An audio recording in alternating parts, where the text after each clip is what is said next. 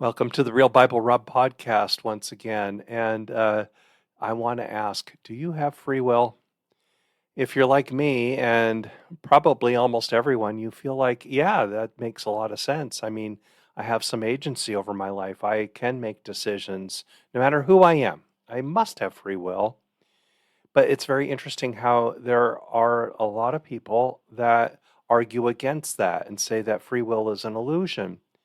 One of the oddest things about free will is that it's both people who are very conservative, absolute authority, God Calvinists that don't think that we have free will, and there are mostly atheistic, very committed to the sciences, especially in physics, in what's traditionally called a reductionist view of science, that are also committed to saying that there is no free will. That's just an illusion.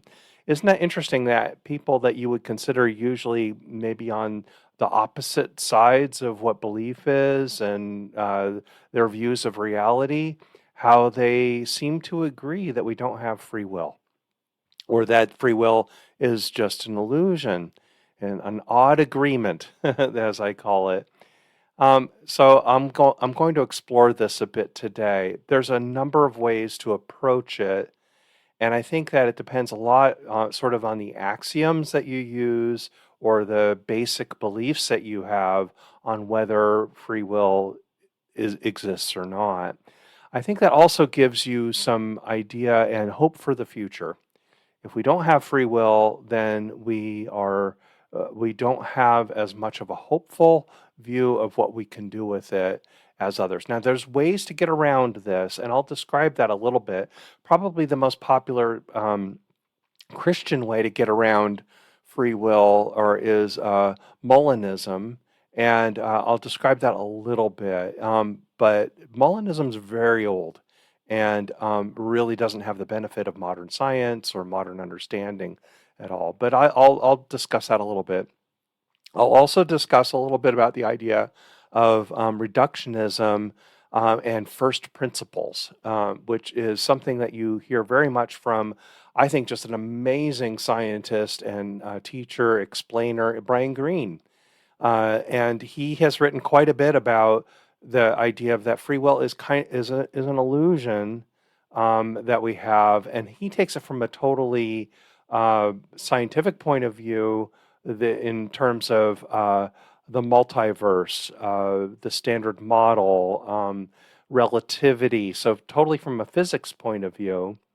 But even what's happened lately is we're beginning to see that this sort of reductionist, which is the idea of always going to first principles, going to the simplest, most basic forms in order to explain reality, even that's kind of falling apart nowadays. And there's a lot more work being done on theories of complexity and theories of networks.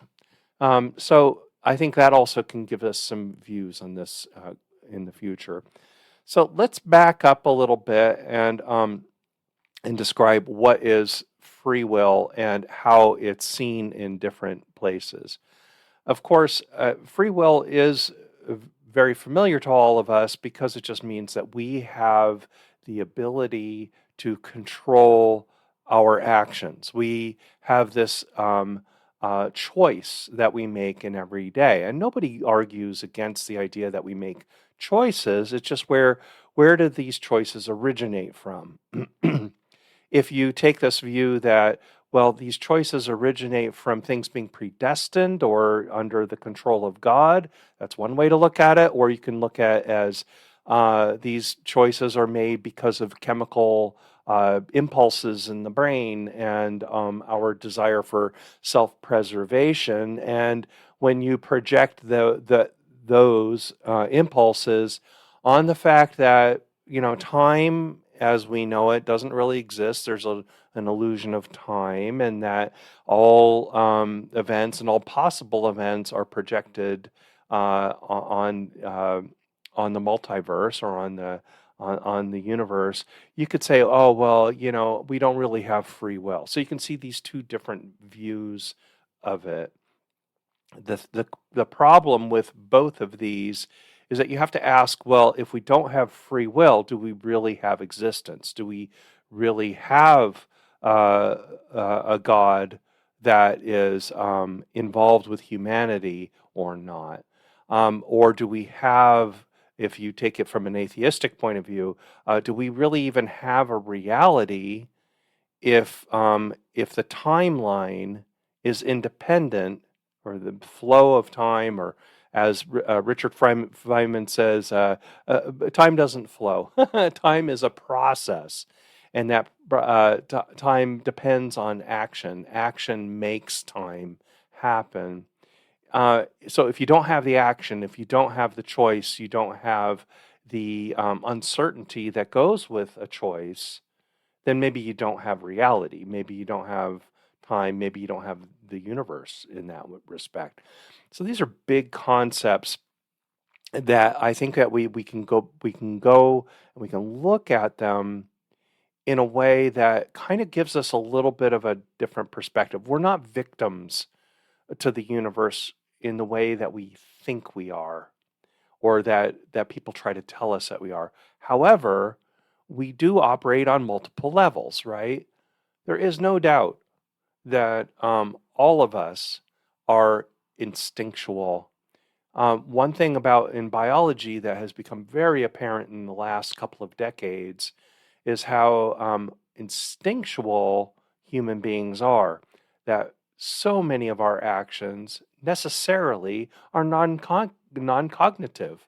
They have to be. I mean, you just can't function. There's just too many inputs. There's too many uh, things that we have to do. There's too many functions that we have to perform, that there's no way that we can think through them all. One way that human beings do this is through emotions. We are able to process huge amounts of information, transmit them into emotions, feelings, and so forth, and we act on them very quickly that way. It's the beauty of our brains that allows us to do this. And the question is as well, if we're doing that, we know these processes, are they do we have a will to do them? The other aspect that we've learned in the last couple of decades is that animals are far more cognitive than we previously realized. So there's this merging that humans are less or more driven by instinct, maybe less cognitive than we realize, and that thinking animals are more cognitive than we realize, and they are more emotional. They process information in similar ways that humans do, and these are also, we're just part of the reality. So you have to say, well, okay, well, what makes humans special? Is it our ability? Is it our free will, our ability to make decisions, and so forth, or not? Well, that's part of the argument against free will, is just that, well, if we're just like an animal isn't rational, they don't make decisions. Well, I think that science is showing more and more that they do. So maybe instead of arguing whether humans are unique in their ability to impose their will and have free will, is just to realize that, well, no, we're just like every other living being. Is that to a certain extent that we do have that, and that it's just different levels of cognition. Now, we all agree that there's not a lot of cognition going on in an insect, for example, or in certainly there's no cognition going on in plant life, for example, or bacteria or whatever. Well, oh, okay, but I think you have to take that away from the argument of whether this ability to cognate gives you free will or not. So there's this little bit that we have this cognition. Is that what gives us free will? Uh, I was very heartened by a recent article by Adam Frank in The Atlantic, is December 15th, 2025, that helped me a lot with this, because I've thought about this a lot. And it describes something, it's the truth of physics can no longer ignore. the truth that physics can no longer ignore. The fundamental nature of living things challenges assumption that physicists have held for centuries, and that is the idea of reductionism.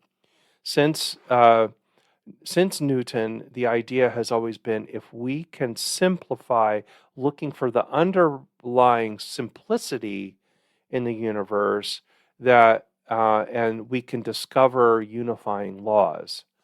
And that drove science for centuries, this idea of looking for basics, using mathematics in order to do that. And certainly, Albert Einstein took that to the next step and further generalized that. We've seen this in field theories, for example. We've seen this in throughout science, and a lot of that was driven by the idea of determinism.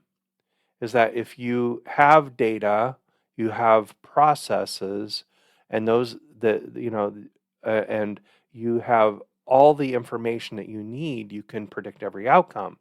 Now, of course, that has been disproven, um, starting with in biology with Darwin, but also in with quantum mechanics and then chaos, and in mathematics. We come to realize, and this is something that John Bell in 1964 basically put a ribbon on it to say that determinism, as it's classically been looked at, is dead.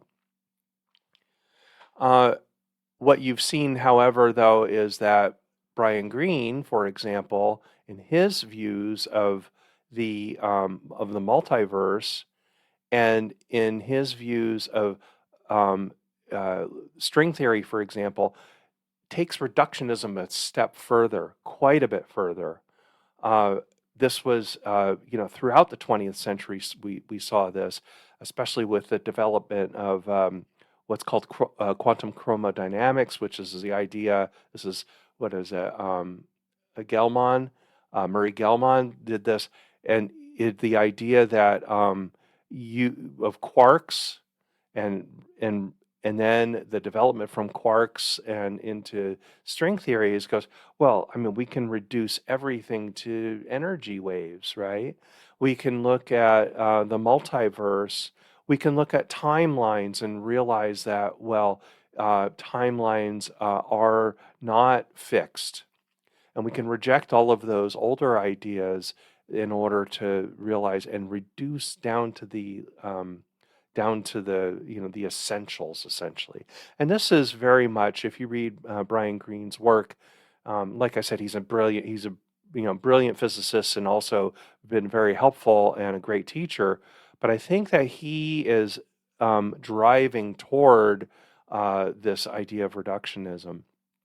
Where the Atlantic article really helps us is it realizes that there have been there has been much more interest in physics, in complexity, in networks, um, taking an alternative view than reductionism, and because it answers questions that a hyper rationalistic reductionist view of going to first principles aren't able to answer, because you can't answer life, what is life.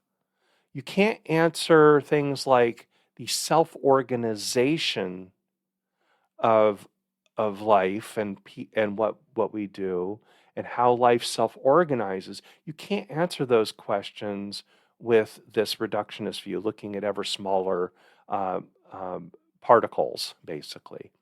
So you go, okay, well, is it opposed to reductionism? No, it's just that reductionism isn't enough. String theory isn't enough. Another thing that really helps me also is a big part of this idea of saying that time is an illusion, time is just another dimension. Therefore, all possible outcomes are projection. It is to kind of go back to what Richard Feynman and how he describes time.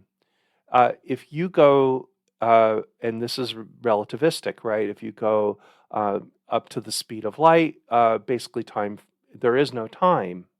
because it's like a vector. If the vector is totally in the speed of light, then there is no time. If you are if you're not moving, if you're not moving, then your vector is along the time axis, and that you experience you stationary experience the same time as everyone else. But if you're moving relative to somebody else, you experience time differently. And if you're experiencing the speed of light, then there is no time. So he goes, well, you have to think of it in this respect, in terms of vectors, in terms of tensors. If you do it that way, then he says, it's not that time stands apart, which is one of the reductionist arguments, right? It's that time stands apart from process. And this is where Feynman really really helps. How do you explain the timeline that we perceive as a timeline? Well, he just says that's because it's really about information. If you look forward, you have possibilities. You have a spectrum of possibilities, a spectrum of things that can happen. Some are very probable, some are very improbable, but there is no one path in front of you. If you look at the present and in the past, that's already happened. So that spectrum of possibility collapses to what really happened. And this is the idea behind entropy. It's behind the idea of the statistical mechanics and the things that. So that's why we perceive time as flowing. That's why we perceive time as always moving one direction, moving forward. It's because of this information change, the change from what a single path that has already happened to an ever increasing number of possibilities going forward. And how, as you move, as we perceive us moving from one possibility to infinite possibilities on a spectrum of probability, that looks like going along a timeline. So his argument, and this is where I can maybe not get it exactly right, but the idea is that it's because of the process of doing that, the process of information and the process of sorting the path. That process is what time is. If you don't have the process, you don't have time. So that kind of flies in the face of this idea of a projection of all time in one aspect, because it's kind of, you need the process to do that. So if you take this one step further, you can kind of say, well, maybe that's what this is. This idea of complex systems, this idea of probability, this idea of uncertainty, that with uncertainty, which we know is a fundamental aspect of physics, a fundamental aspect of life, the reason why why determinism has been shown to not exist, the reason why we have that, or that we have that may be what the process is, the process of sorting. Well, then you got to say, well, what is free will? Free will may be just what that process is. It's the cognitive part of it. Certainly, there are many things that happen. There are many processes that happen that don't have a cognitive input. But those that do.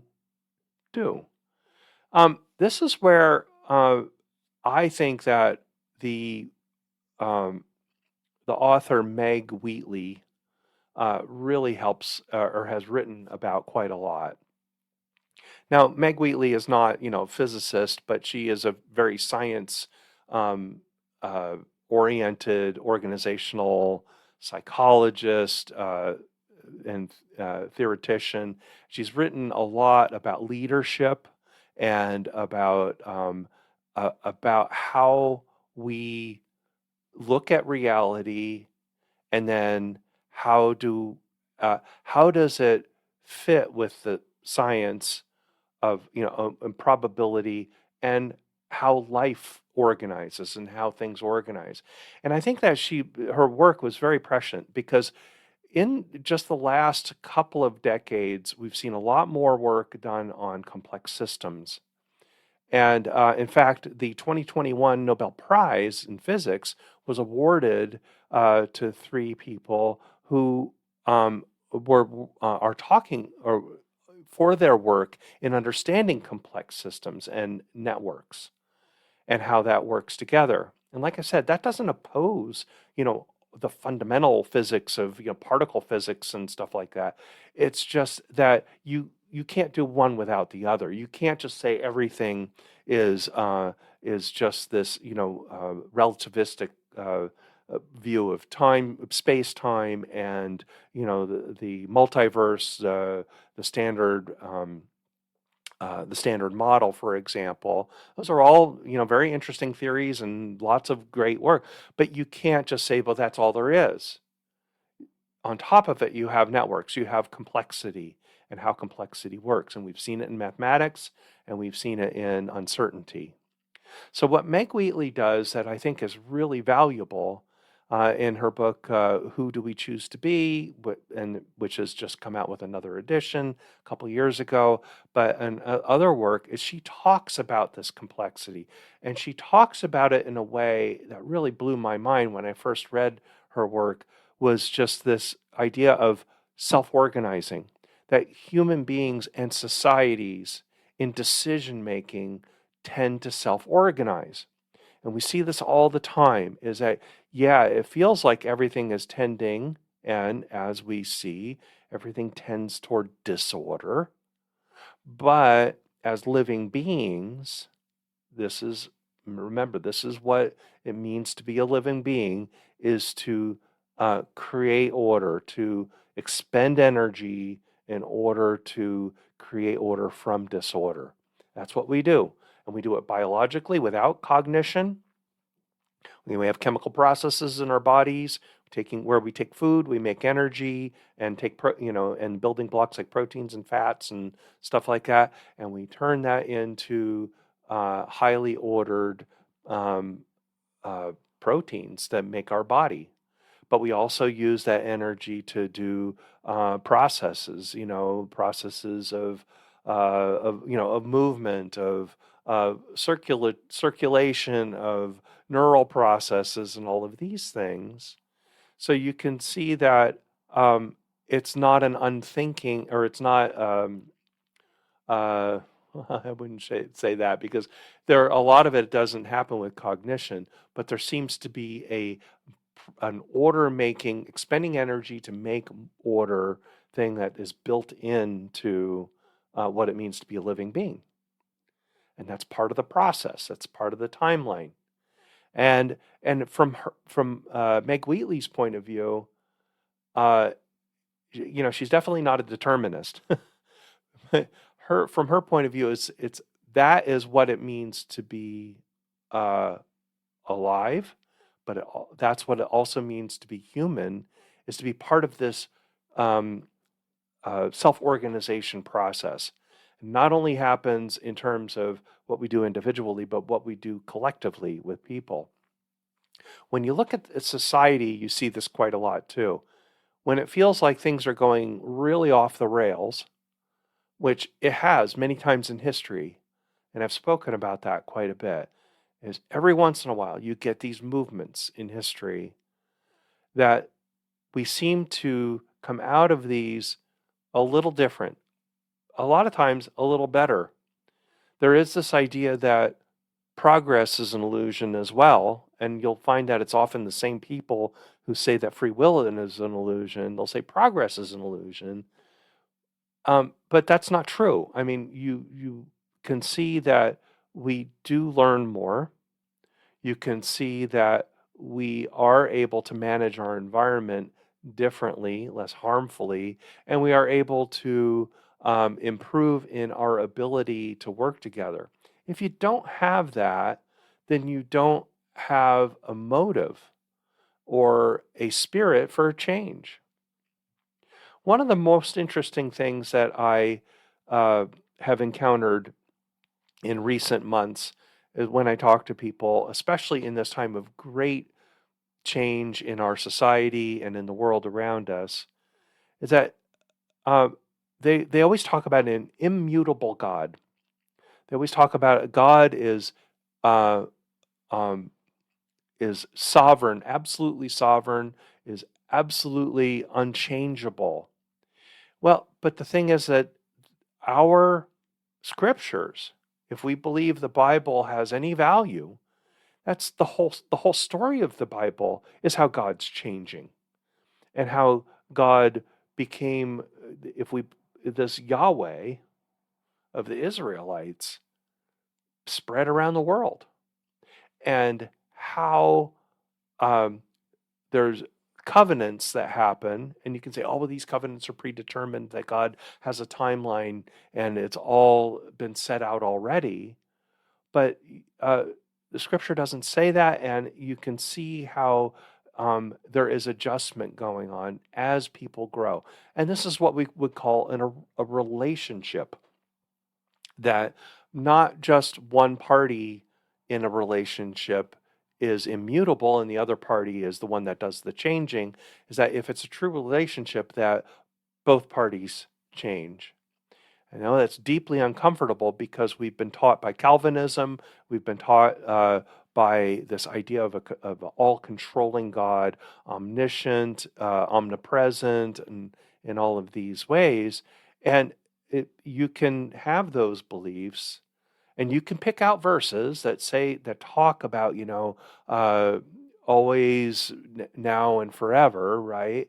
You can talk, John 1:1, and you can, and in Hebrews there talks about this, and seems to present an immutability of God, but the narrative does not show that at all.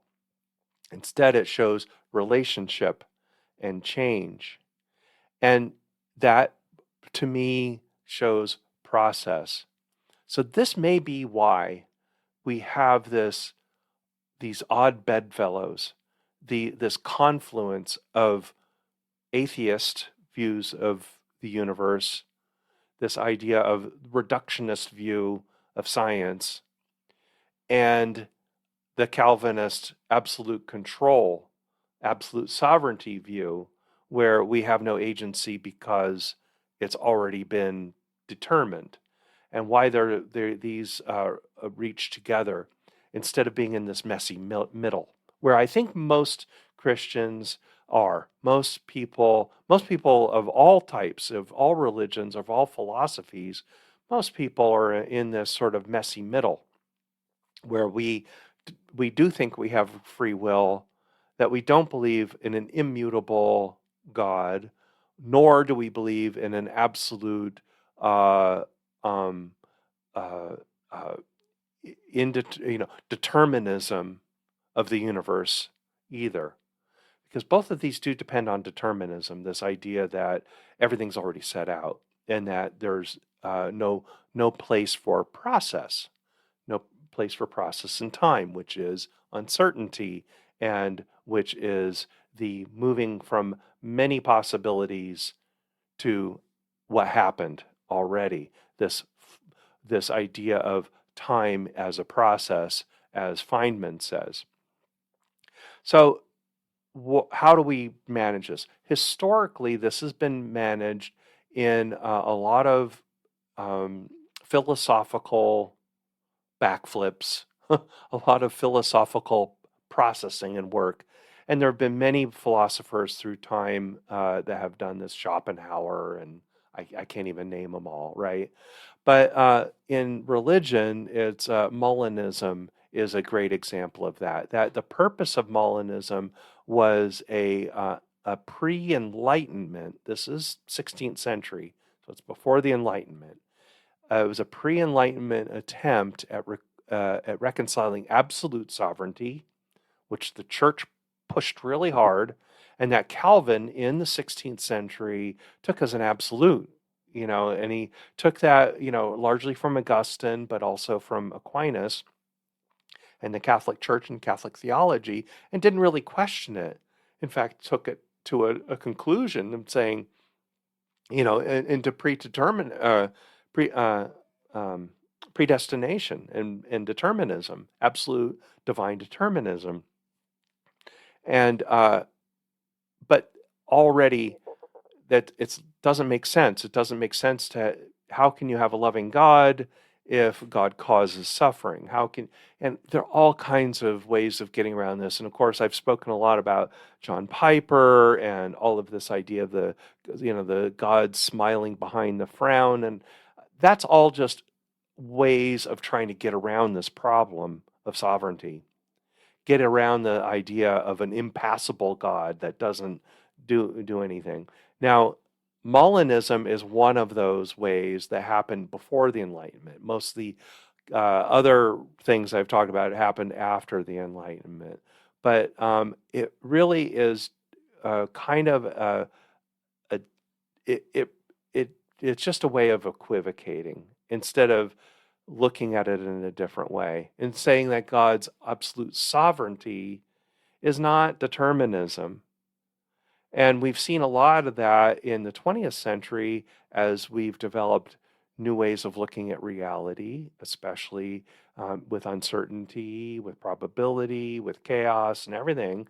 But we also saw that in religion. We had, Jürgen Moltmann, for example, talking about process theology, that God walks with us, God experiences life with us, and that suffers with us, and is not impassible, is not everything with predestination. And that's really hard for a lot of people to say, well, then what good is that? What good is a God that acts like that? So I think if you look at it that way, that if you're too committed to reductionism, and that's your axiom, then you're going to fall into the trap of saying that there's determinism, even though it looks like we don't have determinism, but being so committed to determinism that you have to say, well, we have to reduce ourselves to determinism. I believe that that's what Brian Greene is talking about. If you take it from the other side where it meets and you say, well, we have to have absolute control, that's outside of humanity. Absolute control happens in a absolutely sovereign God. If you're so committed to that, then you end up going in another dead end. It kind of ends up in the same place of absolute determinism. And I think that without looking at the world with so much certainty, without realizing that the movement of science and philosophy has gradually been toward self-organization and toward the idea of networks and information technology, not information technology, but information science more and more. And we're starting to experience this more and more in our day-to-day lives with the way we use technology, for example. Then you begin to realize there's more to it than this deterministic, reductionist way of looking at reality.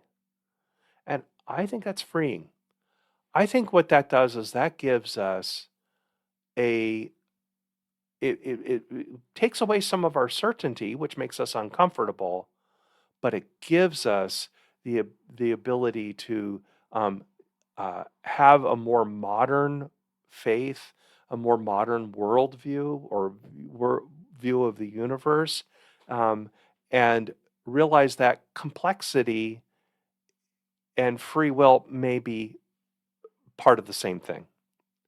That this idea of process, this idea of emergence, this idea of what time really is, and that our perception of time is part of the process of time. That our, instead of looking and just saying, well, our views of time are wrong, no, it's just part of it. Yes, is time variable? Yes, of course it is. We know that now. But that doesn't mean that we sit outside of it. We can't sit outside of it. Maybe nothing can sit outside of it. Maybe that's a way in which we can have a more open-minded view about what reality is. Maybe that gives us an opportunity to be people of faith or have spirituality without looking down on it.